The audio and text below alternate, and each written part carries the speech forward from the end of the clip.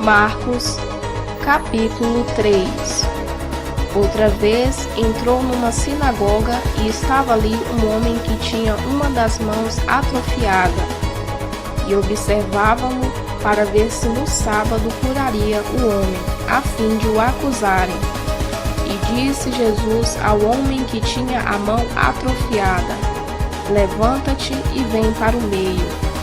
Então lhes perguntou: é lícito no sábado fazer bem ou fazer mal, salvar a vida ou matar? Eles, porém, se calaram.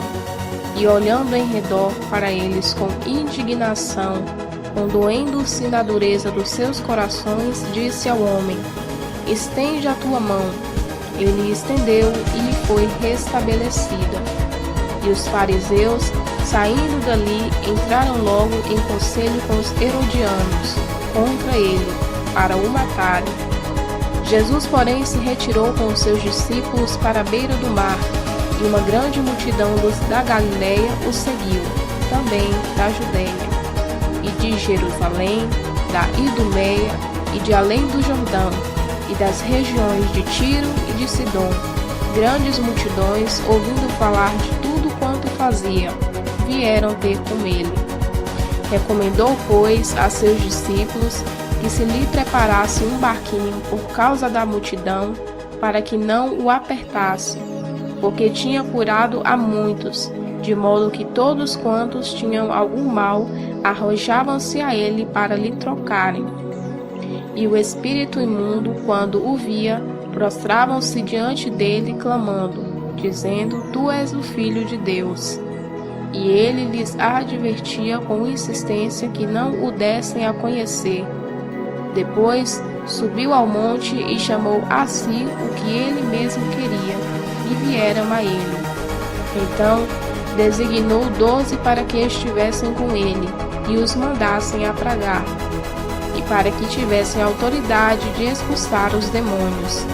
Designou, pois, os 12 a saber: Simão, a quem pôs o nome de Pedro, Tiago, filho de Zebedeu, e João, irmão de Tiago, aos quais pôs o nome de Boanerges, que significa filhos do trovão, André, Filipe, Bartolomeu, Mateus, Tomé, Tiago, filho de Alfeu, Tadeu, Simão, o cananeu, e Judas Iscariotes, aquele que o traiu. Depois entrou numa casa e afluiu outra vez a multidão, de tal modo que nem podiam comer. Quando os seus ouviram isso, saíram para o prender, porque diziam: ele está fora de si.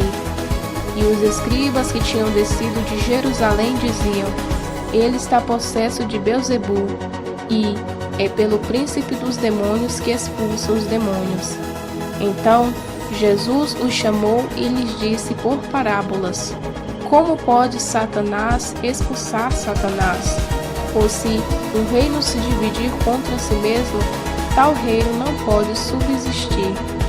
Ou se uma casa se dividir contra si mesma, tal casa não poderá subsistir.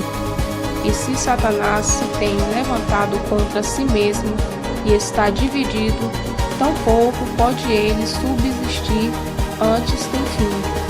Pois ninguém pode entrar na casa do valente e roubar-lhe os bens, se primeiro não amarrar o valente, e então lhe saqueará a casa. Em verdade vos digo, todos os pecados serão perdoados aos filhos dos homens, bem como todas as blasfêmias que proferirem. Mas aquele que blasfemar contra o Espírito Santo nunca mais terá perdão, mas será réu de pecado eterno. Porquanto eles diziam: está possesso de um espírito imundo. Chegaram então a sua mãe e seus irmãos, e ficando da parte de fora, mandaram chamá-lo. E a multidão estava sentada ao redor dele, e disseram-lhe: eis que tua mãe e teus irmãos estão lá fora e te procuram. Respondeu-lhe Jesus, dizendo: quem é minha mãe e meus irmãos? E olhando em redor para o que estavam sentados à roda de si, disse: eis aqui minha mãe e meus irmãos, pois aquele que fizer a vontade de Deus, Esse é meu irmão, minha irmã e mãe.